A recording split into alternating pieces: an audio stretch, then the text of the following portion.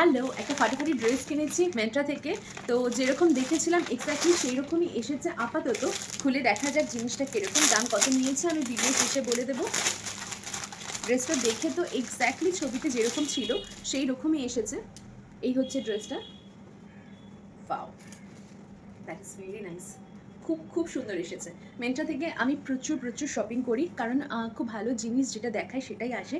আর এটাতে আমার ফাটাফাটি লেগেছে। এই সাদা আর নীল অংশটা জানি একটু বিশ্ব বাংলা টাইপের লুক দেয়, কিন্তু আমার জিনিসটা ভীষণ ভীষণ পছন্দ। সো দাঁড়ান আপনাদেরকে পরে দেখাই জিনিসটা কীরকম লাগছে।